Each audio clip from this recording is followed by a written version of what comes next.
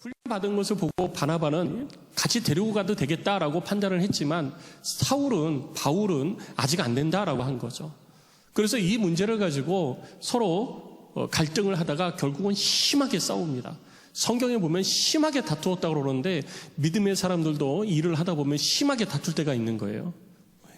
그러니까 옆에 사람하고 내가 심하게 다투었다? 그러면 뭐 그리스도인들이 뭐 이러지 말고 바울도 바나바하고 싸웠는데, 그렇죠? 네, 옆에 사람 한번 보세요. 부부간에도 다투는데 옆에 사람하고도 다툴 수 있다. 네.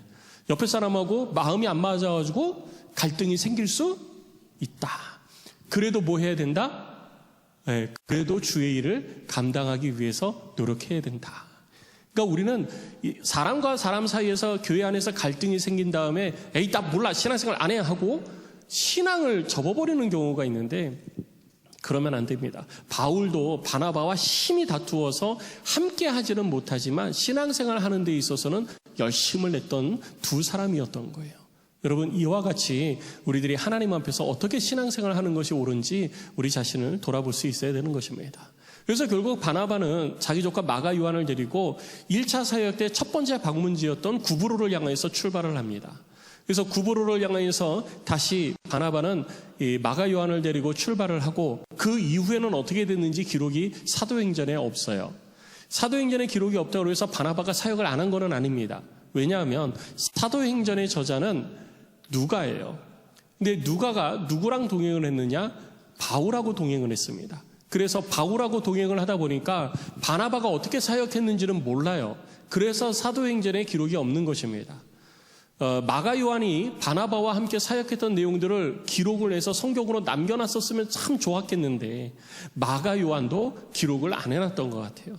그래서 바나바의 이후의 사역에 대해서는 우리가 문서적 기록으로 잘 알 수는 없습니다.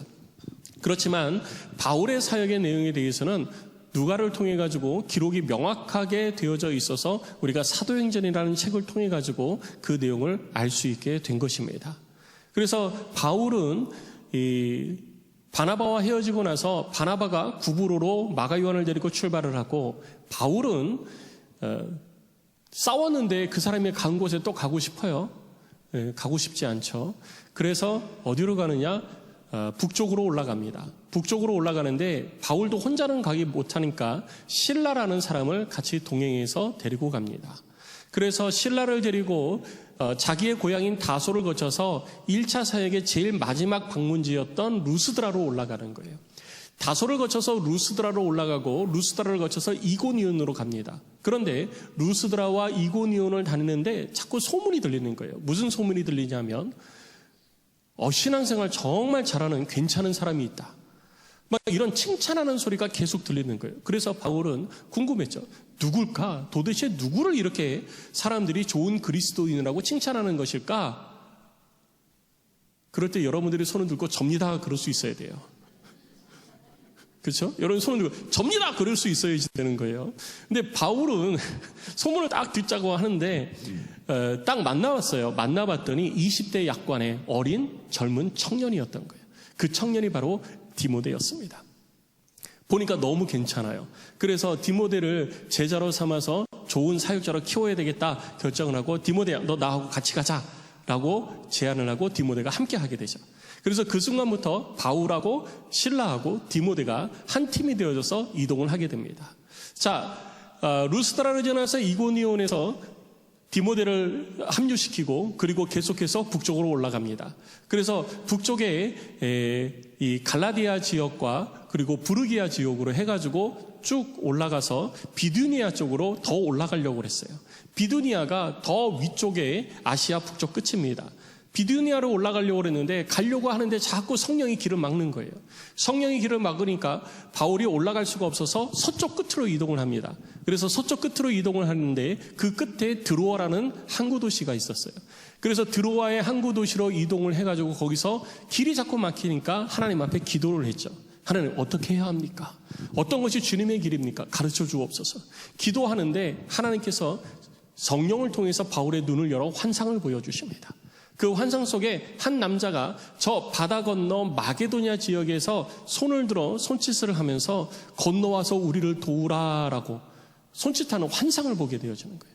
그래서 바울은 이것이 하나님이 나에게 말씀하시는 거구나 라는 것을 깨닫고 바로 그곳에서 배를 타고 출발을 합니다. 자신과 그리고 실라, 디모데를 데리고 그리고 사도행전을 기록했던 누가도 아마 같이 있었을 거예요. 같이 해서 출발을 해서 중간 섬인 기착지 사모드라게를 거쳐가지고 네아폴리로 해서 빌립보로 들어가게 됩니다. 이 빌립보가 바로 첫 번째 바울의 마게도냐 사역지였습니다. 빌립보에 도착한 바울은 그곳에서 여인들에게 복음을 전해서 우리들이 잘 알고 있는 자주장사 루디아를 얻게 되어지죠. 그래서 자주장사 루디아 집에서 먹고 자고 거기서 생활을 하면서 복음 사역을 하게 됩니다. 그러던 가운데에 귀신 들린 여종을 고쳐주는 사건으로 인해 가지고 고발을 당해서 감옥에 갇히죠. 근데 그 감옥에서도 역시 하나님의 도우심을 통하여서 기적적으로 감옥문이 열리는 사건을 통해서 나오게 되어집니다. 이 사건을 통해서 하나님께서는 간수장과 그 가족들 그리고 수많은 사람들을 예수를 믿고 세례를 받게 해주신 거예요. 자, 빌립보에서의 사역을 마친 바울은 그곳에서 계속 사역하기에는 유대인들의 공격이 심상치 않았어요. 그래서 빌립보에서 나와가지고 그 옆에 있는 데살로니가로 이동을 합니다. 데살로니가로 이동을 해서 거기서 사역을 하는데 거기서도 많은 열매들이 맺혔는데 유대인들이 빌립보에서부터 쫓아와가지고 또 방해하는 거예요. 그래서 데살로니가에서도 사역을 계속할 수가 없어서 그 옆에 있는 베레아 지역으로 다시 내려가게 됩니다. 베레아 지역은 사람들이 순했어요. 그 전에 사역했던 데살로니가 사람들하고는 좀 달랐어요. 그래서 성경에 뭐라고 그랬냐? 데살로니가 사람들은 베레아 사람들은 데살로니가 사람들과 달라서 더 뭐 했다고요? 네, 너그러웠다고. 옛날 우리가 봤던 개역 성경에서는 신사적이다라고 표현을 하고 있고요. 지금 우리가 읽고 있는 개역 개정에서는 너그러웠다라고 표현을 하고 있습니다. 이것은 뭐냐면 도덕적으로 신사적이거나 너그러운 걸 얘기하는 게 아니라 하나님의 말씀 앞에서의 자세를 가르쳐 주는 것입니다. 그러니까 하나님의 말씀 앞에서는 항상 아멘만 있고 하나님의 말씀을 늘 언제나 받아들일 자세와 준비가 되어져 있는 사람이었어요. 그러니까 신앙이 쑥쑥쑥 자라게 되어졌던 것이죠. 그래서 베레아에 머물면서 바울은 계속해서 하나님의 말씀을 전파했습니다. 그렇게 가르치면서 베레아에서 성도들이 많이 늘어나기 시작을 했는데 이 유대인들이 빌립보에서부터 시작을 해서 데살로니가를 거쳐서 베레아까지 쫓아온 거예요. 그래서 바울을 계속해서 공격을 합니다. 바울은 내가 이곳을 떠나야 공격이 멈추겠다 생각이 되어져서 실라하고 디모데에게 너희는 이곳에 남아서 더 성도들을 가르쳐라 하고 자신은 아덴으로 떠나가게 되어지죠. 그래서 홀로 제자들과 헤어져 가지고 아덴으로 이동을 합니다. 그리고 아덴으로 이동할 때 사람들이 몇 명이 바울을 데리고서 아덴까지 모시고 가게 되어지죠. 아덴에 도착한 바울은 이제 홀로 떨어지게 됐잖아요. 그래서 자기를 그곳으로 데리고 온 사람들에게 너희들 올라가면 실라하고 디모데에게 이곳으로 오라고 좀 얘기를 좀 전해달라라고 부탁을 합니다. 그리고 아덴에서 사역을 이루어져. 아덴에서 복음을 전파하고 또 많은 귀족들이 또 예수를 영접하게 되어집니다. 아덴에서 사역을 하던 바울은 아덴에서 옮겨서 이제 고린도 지역으로 넘어가게 됩니다. 고린도 지역으로 가서 사역을 하는데 아직 이 실라하고 디모데가 합류를 하지 못했어요. 그러니까 아직도 혼자예요. 혼자 생활을 하다 보니까 이제는 누가 밥도 챙겨줄 사람이 없어요.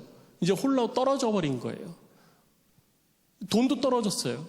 어떻게 할 수가 없어서 그곳에서 일을 하고 있던 브리스길라와 아굴라라는 사람에 대한 소문을 듣고 그를 찾아갑니다. 그리고 그가 하고 있는 그 가게 옆에 자기도 텐트 만드는 일을 함께 하게 되어지죠. 바울이 자비량 사역을 하는데 바울이 평생 자비량 사역을 한 것은 아닙니다.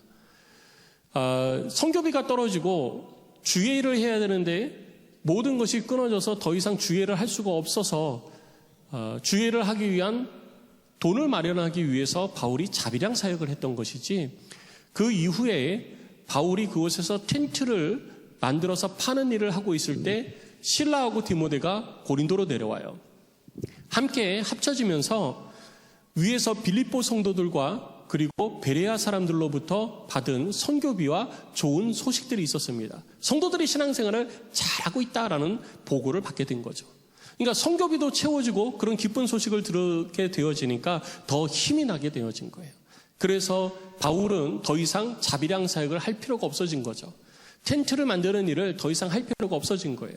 그래서 바울은 그 성교비를 가지고 더 힘있게 고린도에서 1년 6개월을 머물면서 복음을 전파하게 된 것입니다.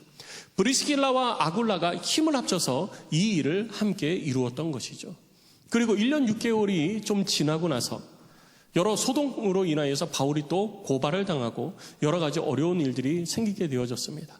바울도 심신이 지쳤어요. 안디옥에서 2차 사역을 위해서 출발한 지 한 2년여 되어졌습니다. 여러분, 집 나가면 뭐라고 그래요? 그냥 고생이라고 그러죠. 이거에 대해서 심각하게 경험해 본 사람은 집 나가면 무슨 고생 뭐 이렇게까지 얘기를 하는데, 집 나가면 고생입니다. 여행을 다니는 것도 그냥 먹고 자고 놀면서 돈 쓰는 것도 하다 보면은 쉽지 않아요. 지쳐요. 장기 여행 가보신 분들은 아마 아실 거예요. 그런데 하물며 여행도 아니고 사역을 이루어 가야지 되고 밤잠 못 자고 때로는 돌에 맞아 죽을 뻔하고 감옥에 갇히기도 하고 사람들로부터 배척당하기도 하고 조롱당하기도 하고 그런 상황 가운데에서 1년 6개월 지나서 2년여를 보낸 거예요. 지친 거죠. 그래서 이제 안디옥으로 돌아가야 되겠다. 이렇게 바울이 결정을 합니다. 그리고 안디옥으로 돌아갈 때 자기와 고린도에서 함께 사역을 하고 있었던 브리스길라와 아굴라에게 자, 너희들도 나하고 같이 가자 해서 브리스길라와 아굴라도 같이 떠납니다. 성도 여러분, 여러분들은 막 거기서 내 사업 터전이 다 잡혀 있는데 주님의 나라와 영광을 위해서 너희들도 나하고 같이 가자 했을 때 다 버려두고 출발할 사람 계세요? 브리스길라와 아굴라가 얼마나 대단한 신앙인인지 여러분 아시겠죠? 나 가는데 너도 함께 가자 했을 때 사업의 터전을 다 내려놓고 짐 싸가지고 같이 출발한 거예요. 정말 대단한 믿음이고 대단한 순종의 사람들입니다. 저는 바라기는 우리 안디옥의 성도들이 그런 성도가 될 수 있기를 주의 이름으로 축원합니다. 그게 하나님 앞에 좋은 신앙이네요. 그래서 사업 터전을 내려놓고 다시 출발을 해요. 그래서 그 밑에 보면 겐그레아라는 항구가 있는데 그 겐그레아에서 배를 타고 이제 출발을 하려고 합니다. 근데 겐그레아에서 막 출발을 하려고 하는데 바울의 마음 가운데 감사가 있는 거예요. 그래서 바울이 서원한 것이 생각이 나서 그 서원을 하나님 앞에 올려드립니다. 그래서 그 서원을 올려드리면서 겐그레아에서 머리를 깎게 되어지죠. 머리를 깎는다라는 것은 민수기에 기록된 나실인 서원을 이야기를 하는 것입니다. 나실인 서원은 뭐냐면 하나님 내 몸을 세상과 구별해서 하나님 앞에 드리겠습니다라는 표현으로 머리를 밀고 그 머리카락을 모아가지고 하나님 앞에 번제로 드리는 거예요. 그것을 통해 가지고 내 삶은 세상을 향해서 다 태워졌고 하나님의 것이 되었습니다라고 하는 표현인 것입니다. 그리고 이 나실인 서원을 할 때에는 기간을 정해서 나실인 서원을 하는 경우가 있어요. 한 달, 6개월, 1년, 평생, 10년 이렇게 기간을 내가 정해서 합니다. 이 나실인 서원은요, 우리는 우리의 서원과 좀 다른 게 있어요. 바울의 서원하고 우리의 서원이 다른 게 뭐냐면 우리는 서원할 때 어떡하죠? 서원기도 많이 해보셨죠? 우리는 서원기도 할 때 대부분 이렇게 합니다. 조건을 걸어요. 그렇죠? 조건을 겁니다. 하나님, 우리의 좋은 대학 가게 해주시면 제가 이렇게 하겠습니다. 하나님, 제 사업이 잘 되어지면 제가 이렇게 하겠습니다. 조건을 걸어요. 근데 참된 서원은 조건을 거는 게 아니에요.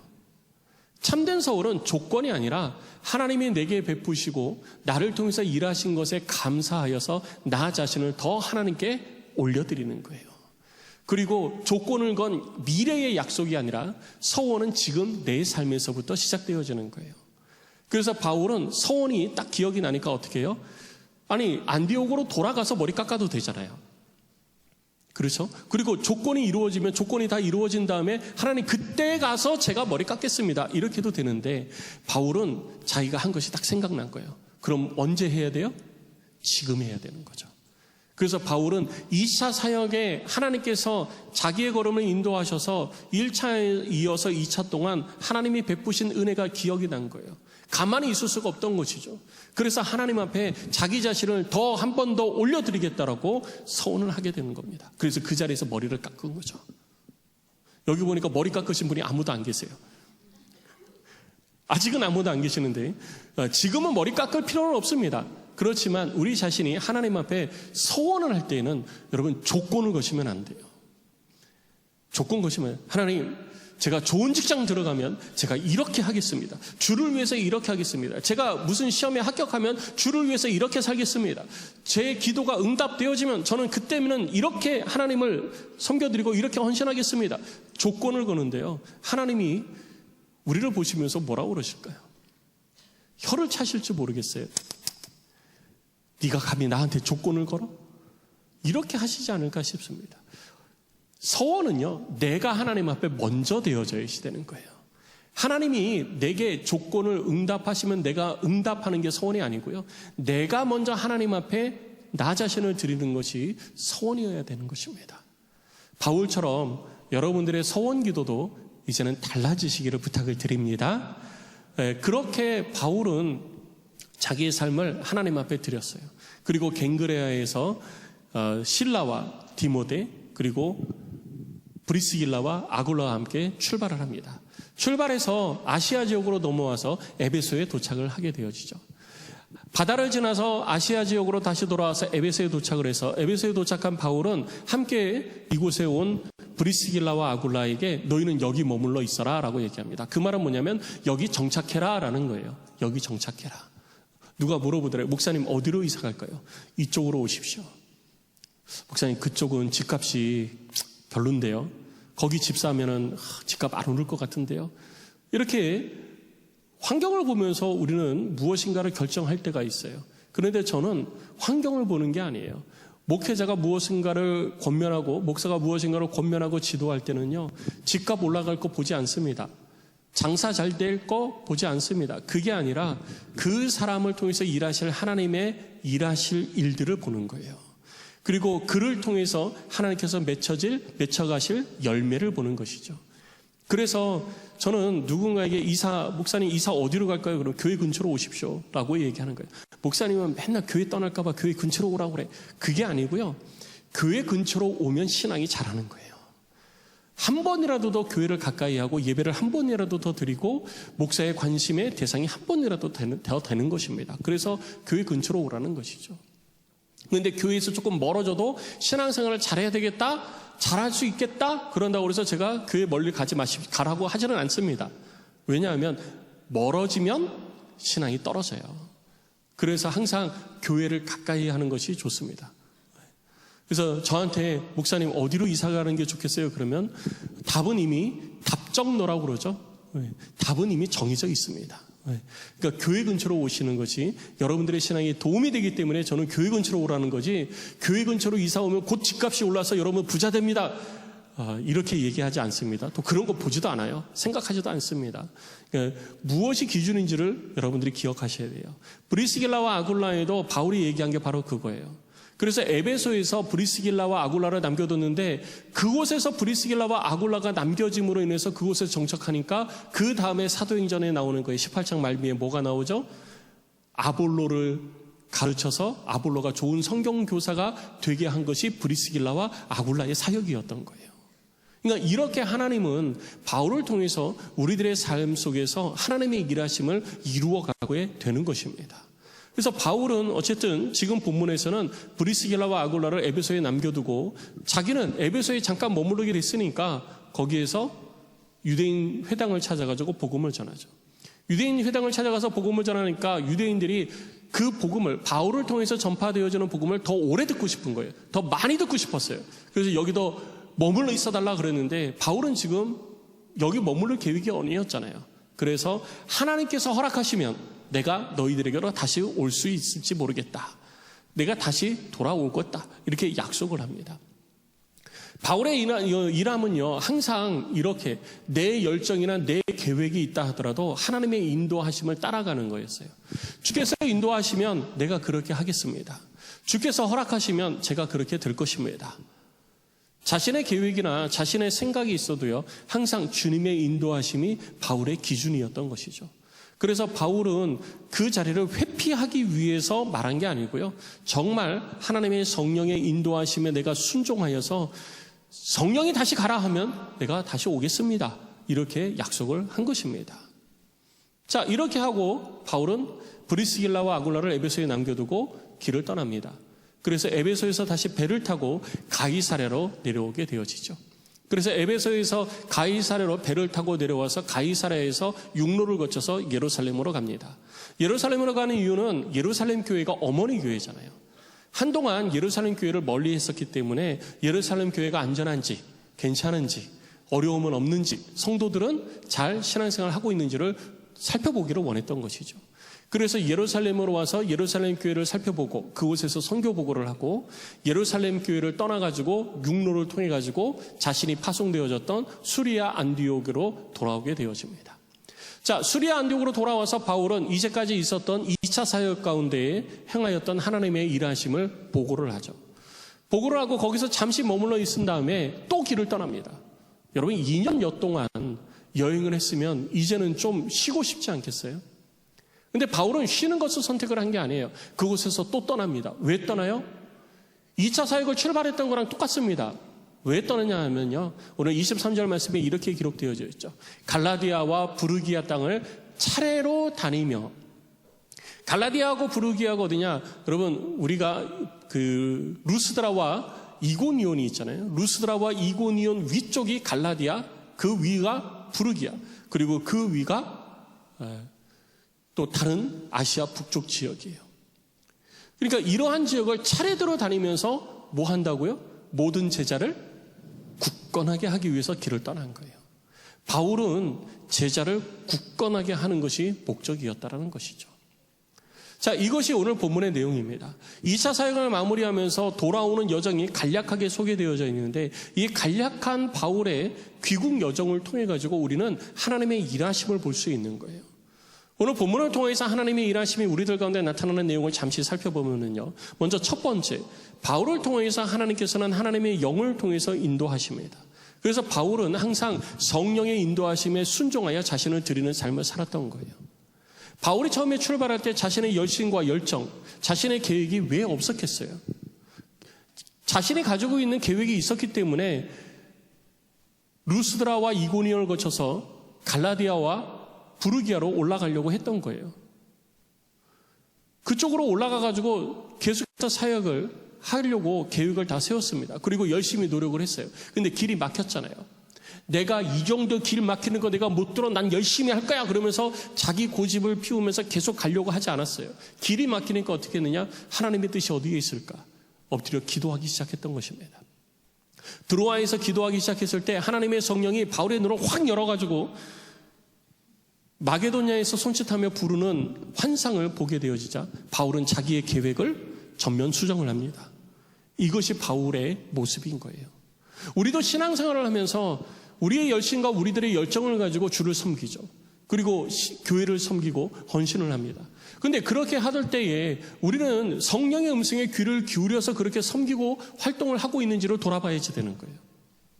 내 열심과 내 열정을 가지고 얼마든지 주를 섬길 수 있습니다. 그런데 문제는 뭐냐면 내 열심과 내 열정을 가지고 주를 섬기고 헌신하고 내가 열심히 노력을 하지만 그 가운데에서는 열매가 없는 거예요.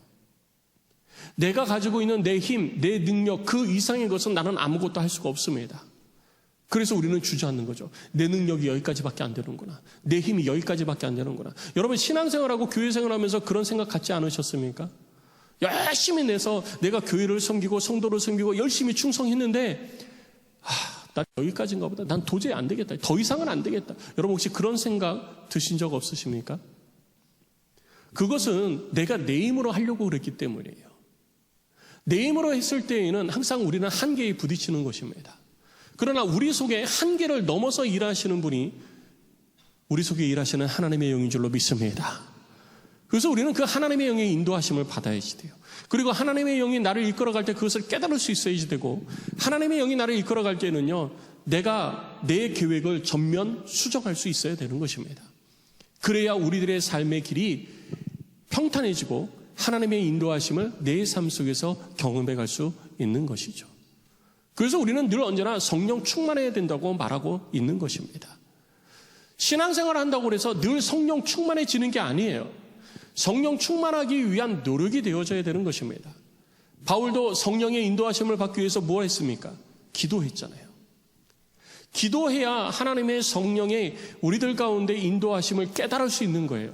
하나님의 말씀을 읽어야 하나님의 성령이 나를 눈을 뜨게 하시고 깨우쳐 주시어서 하나님의 뜻 가운데 순종할 수 있는 길을 열어주시는 것을 알게 되는 것입니다. 내가 끊임없이 하나님을 인정하고 예수 그리스도를 향한 믿음을 고백하고 그것을 나눌 때 내 입술의 고백 가운데에 하나님의 일하심을 깨닫게 해주시는 거예요. 그래서 우리는 삶 속에서 늘 언제나 기도와 말씀 그리고 복음을 나눔이 멈추어서는 안 되는 것입니다. 여러분들의 입술을 통해서 끊임없이 복음이 선포되어져야 돼요. 하나님은 나의 하나님이시니까, 하나님은 나의 창조주시니까, 하나님은 내 인생의 주인이시니까, 내가 지금은 길이 막혔지만 하나님이 내 길을 열어주실 거야. 내가 하나님을 믿고 나아갈 거야. 여러분 이렇게 계속 고백을 하다 보면요, 자연스럽게 하나님 앞에 엎드려 기도하게 되는 거예요. 기도하다 보면요, 하나님의 뜻을 깨닫기 위해서 성경을 피게 되는 것입니다. 그런데 내가 그렇게 하지 않고 그냥 내가 어떻게 하지? 방법을 뭐가 있지? 누구 찾아가서 하지? 누가 나한테 도움이 되어줄까? 내 열심과 사람을 의지하기 시작할 때부터 내 길은 계속해서 막히는 것입니다. 그래서 늘 언제나 우리는 성령에 민감한 사람이 되어야 되는 거예요. 바울의 삶을 보십시오. 바울은 그렇게 늘 이동을 했습니다. 하나님의 성령에 이끌려서 이동을 했고 그때마다 하나님께서 빌립보에서는 루디아를 붙여주셨고 그리고 가는 곳마다 하나님께서 사람들을 붙여주셔서 고린도에서 브리스길라와 아굴라를 만나게 하셔서 그를 통해서 하나님의 나라가 더 힘있게 확장되어지는 일들을 이루게 하신 것이 하나님의 방법인 것이었습니다.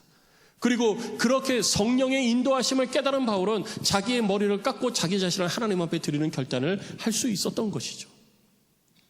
우리들의 열심을 가지고 내 생을 주님께 드리겠습니다. 여러분 그렇게 하지만 내 생을 주님께 드리겠습니다 라고 해도 환경과 상황과 사람 때문에 하나님 그때 제가 실수했습니다. 그때는 제가 뭔가 좀 착각했었던 것 같아요. 하나님 이게 아닌 것 같아요. 그러면서 여러분 거두어 드릴 때가 종종 있지 않습니까? 그러나 하나님은요, 우리를 향하여 가지고 계시는 계획하심이 늘 한결같으신 거예요. 단지 그 계획하심 앞에서 우리는 내 자신의 열심과 내 자신의 계획이 하나님의 성령의 인도함보다 자꾸 앞서가니까 길이 막히고 걸음을 옮겨갈 수가 없고 답답해진 상황 가운데 계속 붙들려 있게 되는 것입니다. 저도 사역을 하다 보면은요, 청년 때도 그렇고 지금도 그렇고 늘 하나님 앞에서 열심을 다해서 사역을 하려고 그러죠. 열심을 다해서 사역을 하는데 그 열심 다한 사역 가운데 지금 저도 늘 고민하고 하나님 앞에 기도하는 게 뭐냐면 이것이 하나님의 뜻이 맞습니까? 이것이 나를 통해서 이루고자 하시는 하나님의 계획하심이십니까? 라는 것을 끊임없이 되뇌이는 거예요. 그렇게 하지 않을 때 나도 모르게 내가 일부러가 아니라 나도 모르게 하나님의 성령의 인도하심보다 내 열정과 내 뜻이 앞서갈 수도 있기 때문인 것입니다. 그래서 늘 언제나 우리는요, 말씀과 기도와 복음을 나눔 앞에 우리 자신이 굴복하고 순종해 가야 되는 거예요. 따라가야 된다는 것이죠. 그리고 성령의 인도하심을 깨닫기 위한 준비와 훈련이 돼야 되는 것입니다. 그래서 성령 운동을 하는 거예요. 성령 충만을 경험해 본 사람이 성령이 인도하시는 것이 이런 것이구나라는 걸 알게 되어지지, 한 번도 그런 걸 경험하지 못한 사람은요, 성령이 인도하시는 것이 뭐야? 그게 뭐야? 이런 거야? 저런 거야? 하고 늘 의문만 갖게 되는 것입니다. 그래서 성령 운동을 통해 가지고 성령 세례를 경험하고 성령의 각양 은사를 경험하고 성령의 인도하심과 성령의 깨달음을 통하여서 하나님의 일하심을 알게 되어지는 것이 우리들 가운데 매우 중요하다는 것이죠. 그래서 예수님께서도 이 땅에 하나님의 일들을 위하여서 부름을 입고 주님 앞에 제자된 자들을 향하여서 하늘로 올라가시면서 말씀하신 것이 무엇입니까? 아버지의 약속한 성령이 너희에게 임할 때까지 너희는 이 성을 떠나지 말고 기다려라 라고 하신 것이 주님의 명령이었던 것입니다. 그만큼 우리는 성령에 이끌리고 붙들려 삶을 살아가는 자가 되어야 되는 것입니다. 바울이 그랬던 것처럼 주를 향하여서 일을 한다고 해도 결코 우리는 성령을 등한시해서는 안 되는 것입니다. 매 순간 성령에 사로잡혀서 성령에 이끌려 주를 섬기고 교회를 섬기고 여러분들의 삶 속에 역사하시는 하나님의 일하심을 경험해가는 안디옥의 성도들이 되시기를 주의 이름으로 축원합니다. 그런 사람이 행복한 거예요. 그런 사람이 너무 행복해서 하나님 앞에 자신을 드릴 수도 있는 거고요, 서운할 수도 있는 거예요. 내 의지만 가지고는 안 되는 것입니다. 내 의지만 가지고 할 때는요, 다른 사람들한테 내가 나 자신을 드러내 보여주고자 하는 것이 더 커질 수 있는 거예요. 그래서 항상 하나님의 성령의 인도하심에 겸손히 순종하는 바울과 같은 그런 하나님의 사람이 되어질 때 우리 삶 속에 역사하시는 하나님의 역사를 경험하게 되는 것입니다. 성도 여러분, 그 은혜가 여러분 가운데 있기를 주의 이름으로 축원합니다. 그리고 두 번째 우리들이 기억해야 될 것은 뭐냐면, 바울은 항상 자기의 삶에 하나님의 일을 이루어감에 있어서 편안함을 추구하지 않았어요.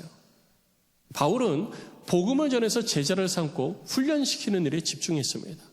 바울이 이것을 내가 이렇게 해야 되겠다라고 생각한 것이 아니에요. 어느 날 갑자기 바울이 나는 어떻게 주를 위해서 살까? 난 이렇게 한번 살아볼까? 이렇게 해서 한 것이 아니라는 것이죠. 마태복음 27장에 예수님께서 그의 제자들을 향하여서 말씀하신 것이 바로 바울에게도 깨달아지게 되어졌던 것입니다. 예수님께서는요, 마태복음 28장 19절 20절에서 이렇게 제자들에게 말씀하셨습니다. 우리 같이 읽어볼까요? 시작. 그러므로 너희는 가서 모든 민족을 제자로 삼아 아버지와 아들과 성령의 이름으로 세례를 베풀고 내가 너희에게 분부한 모든 것을 가르쳐 지키게 하라. 볼지어다 내가 세상 끝날까지 너희와 항상 함께 있으리라 하시니라. 이것이 주님이 모인 제자들에게 하신 말씀이에요. 너 내 제자가 되어서 내 제자로 잘 신앙생활을 해야 된다. 주님이 그렇게 말씀하지 않으셨어요. 주님은 자신을 따르는 이들에게 말씀하실 때 너는 가서 다른 사람에게 복음을 전해서 그를 제자로 삼으라고 말씀하신 것입니다. 그러니까 우리는 뭘 해야 되느냐? 다른 사람에게 가서 그에게 복음을 전해서 제자로 삼아야 되는 것입니다. 그리고 제자를 삼고 그가 신앙생활을 잘 하는 것을 보면 그걸로 끝나는 게 아니에요. 예수님께서 뭐라고 그러셨어요? 내가 너희에게 분부한 모든 것을 가르쳐 지키게 하라. 제자는 태어나는 것이 아니라 좋은 제자, 좋은 그리스도인은 태어나는 것이 아니라 만들어지는 것입니다. 그래서 예수님께서도 제자를 삼아, 이건 뭐냐면 제자로 출발되어진 거예요. 그럼 그 다음엔 어떻게 하라고요? 내가 너에게 분부한 모든 것을 가르쳐 지키게 하라. 지키게 하려면 어떻게 해요? 찾아가서 또 물어봐야 되죠. 너 하고 있냐? 너 잘하고 있어? 물어봐야 되잖아요. 그래서 오늘 본문의 말씀에 23절에 바울이 다시 안디옥을 떠나는 그 모습을 가리켜서 뭐라고 얘기하고 있냐면 갈라디아와 부르기아 땅을 차례대로 다니며 모든 제자를 뭐 했다고요? 굳건하게 아니라. 굳건하게 했다는 건 뭐냐면 훈련을 시켰다라는 말입니다. 훈련이라는 것은 내가 없어도 스스로 할 수 있는 사람이 되게 하라는 얘기예요. 이것이 제자를 가르치는 모습인 것입니다. 그래서 바울은 1차 사역을 마치고 돌아와서도 2차 사역을 위해서 또 떠난 겁니다. 그들이 신앙생활 잘하고 있는가? 그들이 제대로 하고 있는가? 보러 또 떠난 거죠. 그리고 그 떠나는 길 가운데 하나님의 성령의 인도하심에 순종한 겁니다. 그리고 2차 사역을 마치고 안디옥으로 돌아와서도 뭐 했어요? 가만히 있지 않고 또 떠납니다. 근데 또 떠나는 이유가 뭐라고요? 모든 제자를 굳건하게 하기 위하여서. 모든 제자가 모두가 제자가 되어졌다. 이젠 끝. 할렐루야가 아니라 모든 제자를 굳건하기 위해서, 더 좋은 그리스도인이 되게 하기 위해서 바울은 또 길을 떠난 거예요. 이 일이 우리들의 삶 속에 이루어지도록 하라고 주님이 우리 가운데 명령을 하신 것입니다. 그래서 이 일을 이루기 위해서는 우리 자신이 먼저 주님 앞에 좋은 제자가 되어져야지 돼요. 예수님의 12명의 제자들도 끊임없이 주님과 3년 동안 같이 생활을 하면서 생각이 바뀌고 가치관이 바뀌고 삶의 양식이 바뀌고 그들의 언어가 바뀌고 행동이 바뀌는 일들을 이루어 갔습니다. 그럼에도 불구하고 배반한 사람이 있었죠. 예수님이 십자가에 못 박히실 때 3번이나 부인하고 도망간 사람들이 있었습니다. 예수님이 부활하신다고 말씀하셨음에도 불구하고 나는 내가 손가락으로 예수님의 창자국에 손가락을 넣어보고 그 못자국에 내가 손을 찔러보지 않고는 내가 못 믿겠다라고 한 사람도 있었어요. 그들도 다 제자입니다. 그들도 다 제자예요. 그런데 뭐가 안 되어졌어요? 아직 훈련이 안 되어졌던 거예요. 그래서 그 훈련을 이루어가도록 주님께서는 끊임없이 그들 가운데 말씀을 하셨고, 그리고 성령의 세례를 받으라고 말씀을 하셨던 것입니다. 그래서 우리는 우리들 스스로가 하나님 앞에 더 좋은 제자가 되기 위한 노력이 돼야 되는 거죠. 주님 앞에 설 때까지 돼야 되는 것입니다. 그래서 바울은 고린도 교회 성도들을 향하여서 쓴 고린도 전서에 뭐라고 이야기를 하고 있냐면 나는 날마다 죽는다라고 고백을 하고 있는 것입니다. 고린도전서 15장 31절 우리 같이 한번 읽어볼까요? 시작. 형제들아 내가 그리스도 예수 우리 주 안에서 가진 바 너희에게 대한 나의 자랑을 두고 단언하노니 나는 날마다 죽노라. 이게 바울의 고백이었던 거예요. 우리는 날마다 그리스도 앞에서 죽어야 되는 것입니다. 이것이 자랑이 되어야 되는 거예요. 바울이 이야기하잖아요. 나의 자랑을 두고 단언하노니 나는 날마다 죽노라. 성도 여러분, 그리스도의 십자가 앞에 날마다 죽으시기 바랍니다. 날마다 나 자신을 돌아보면서 내가 날마다 죽어야지 되는 거예요. 나는 죽고 내 속에서 그리스도가 살 때 비로소 나를 통해서 하나님이 영광 받으시는 것입니다. 그리고 빌립보 교회 성도들을 향하여서 2차 사역을, 빌립보도 2차 사역이잖아요. 2차 사역을 마치고 나서 빌립보 교회를 향하여서 편지를 쓴 그 빌립보서에는 바울이 뭐라고 얘기하냐면 너희들이 할 수만 있거든 나를 본받으라 라고 말하고 있다는 것입니다. 이 모든 것들이 다 2차 사역 가운데 바울이 고백한 내용들인 것이죠. 그리고 바울의 제자 되어졌던 디모데, 이 디모데를 향하여서 디모데후서 2장 2절에 바울은 이렇게 권면을 해주고 있습니다. 우리 같이 읽겠습니다. 시작. 또 네가 많은 증인 앞에서 내게 들은 바를 충성된 사람들에게 부탁하라. 그들이 또 다른 사람들을 가르칠 수 있으리라. 바울이 이야기한 건 뭐냐면요, 너 내 제자가 됐으니까 됐어, 너 잘하면 돼, 이렇게 한 게 아니에요. 다른 사람을 가르쳐야 된다. 그리고 그 사람이 또 다른 사람을 가르칠 수 있다. 그러니까 그렇게 해야 하는 것이 바로 제자도라는 것입니다. 바울이 이 일을 위해서 자기 삶을 드렸고요, 이 일을 이루어가기 위해서 바울은 끊임없이 삶에 안주하지 않고 앞으로 전진해 나갔던 것입니다. 목사님, 그럼 우리도 떠나야 되나요? 여러분, 이것은 우리들의 물리적 거리의 떠남을 이야기하는 것이 아닙니다. 물리적 거리의 떠남을 이야기하는 것이 아니라 우리들의 신앙에 안주하면서 벗어나라는 거예요. 여러분, 우리는 양이고 주님은 목자입니다. 그런데 양이요, 목자가 가만히 놔두면요 어떻게 하죠? 안 움직입니다. 안 움직여요. 그래서 가만히 있어요. 풀만 뜯어먹고 가만히 있습니다. 그래서 뭐 하죠? 이렇게 표현해서 죄송한데 디룩디룩 살만 찌는 거예요. 살만 쪄가지고요 움직이지도 않아요. 그래서 가만히 누워 있어요. 그래서 겉으로 보기에는 토실토실하고 굉장히 잘 이렇게 성장한 양 같죠. 근데 가만 보면은 병이 많은 거예요. 몸에도 병이 많고 피부에도 병이 많고, 운동을 하면 가만히 있으면요 그렇게 되는 겁니다. 우리도 그러잖아요. 그러니까 주님이 어떻게 해요? 그 밑에다가 목자가 어떻게 해요? 그 밑에 손에 있는 지팡이와 막대기를 찔러 넣는 거죠. 그리고 어떻게 일으키는 겁니다. 일어나기 싫고 여기 안주해 있고 아이고 귀찮아 나 그냥 있을래 하더라도 거기다가 찔러 놓고 일으켜야지 되는 거예요. 일으켜가지고 막대기로 쳐야 되는 겁니다. 막대기로 쳐서 어디로 데려가야 돼요? 시냇가로 데려가야 되는 거예요. 더 좋은 꼴이 있는 데로 데리고 가야 되는 것입니다. 앞장세워서 가야 되는 거예요. 뒤에서 막대기로 쳐야지 되는 거예요. 그래야 건강한 양으로 자라가는 것입니다. 교회 안에서도요, 우리들의 신앙이 그냥 내가 지금 경험한 그리의 주의 은혜 가운데 그냥 머물러만 있을 때 우리는 어떻게 해야 되느냐? 살찐 양처럼 되어지는 거예요. 나는 주여 내가 여기 가졌사니 여기 머물게 하여 주옵소서. 그런 모습으로 우리는 삶을 살아가는 것이죠. 교회 안에서 군림하고 교회 안에서 내 권위와 지위만 나타내려고 하고, 그런데 주님 앞에서 그러한 양들은요 결코 좋은 양이 될 수 없습니다. 오히려 병든 양이라는 거예요. 좋은 양은 뭐냐? 일어나야 되는 거예요. 일어나서 움직여야 되는 것입니다. 다른 양떼들 사이에 섞여야 되는 거예요. 다른 양떼들 사이에 섞여서 그 양들과 함께 해야지 되고, 목자의 막대기질에 계속해서 움직여 가야 되는 것이에요. 그래야 좋은 양으로 자라갈 수 있게 되는 것입니다. 병 안 걸린 양으로 자라갈 수 있게 되어지는 거예요.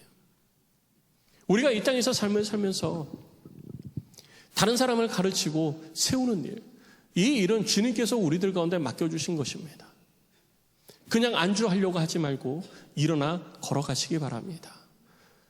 그리고 이러한 일들을 우리들이 다른 사람을 가르치고 좋은 제자로 삼는 일을 우리가 하지 못하는 게 뭐냐 하면 자꾸 내 능력 봐서 그래요. 좀 가르치십시오. 그러면 목사님 제가 가르칠 수 있겠어요? 저는 못해요. 저는 힘들어요. 저는 배운 것도 없고요. 능력도 안 돼요. 저는 말도 잘 못해요. 제가 가르치면 시험 들어요. 그렇게까지 얘기를 하더라고요. 아니에요. 아닙니다. 자꾸 내 모습 보니까 그런 거예요. 근데 하나님께서 쓰시고자 할 때는요, 그 사람을 딱 불렀으면요, 하나님은 그를 통해서 일하시는 거예요. 하나님께서 모세를 부르실 때 어떻게 했습니까? 모세야, 너 가서 내 백성을 애굽에서 데리고 나와라. 모세가 뭐라 그러죠? 주님 저 못합니다. 주님 저 못해요. 아니, 야, 왜 못해? 내가 너와 함께 할 거니까 가. 아유, 그래도 못합니다. 제가 뭘 할 줄 알겠어요? 저 못해요. 아니, 가라니까. 아니, 저 못해요. 저 말도 잘 못하고요. 말주변도 없어요. 제가 못해요. 하나님은 하나님의 일을 위해서 모세를 불렀는데 모세는 자꾸 자기 모습 보는 거예요. 저는 말도 잘 못하죠. 능력도 안 되죠. 가진 것도 없죠. 저는 잘 못해요. 하나님 다른 사람 보내세요. 다른 사람.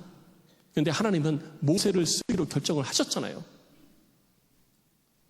그래서 모세를 끝까지 부르십니다. 저 말 못해요. 말주변 없어요. 말주변 없어. 아이, 내가 그럼 말 잘하는 네 형 아론 붙여줄 테니까 가! 그제서야 모세가 가잖아요. 우리는 자꾸 내 지식, 내 능력, 내 말주변 막 이런 거 보면서 자꾸 뭔가를 하려고 그래요. 아까도 말씀을 드렸지만 우리가 우리 자신의 능력과 우리 자신이 가지고 있는 것만 보면서 주의를 하려고 할 때 우리는 한계에 부딪히는 거예요. 그러니까 실패하는 거고요. 자꾸 주저앉는 거예요. 우리 속에 한계를 넘어서서 일하시는 하나님의 성령의 일하심을 볼 수 있어야 되는 것입니다. 그러니까 여러분 일어서서 걸어가시기 바랍니다. 주께서 말씀하셨잖아요. 모든 민족으로 제자를 삼아 아버지와 아들과 성령의 이름을 세례를 주고 내가 너희에게 분부한 모든 것을 가르쳐 지키게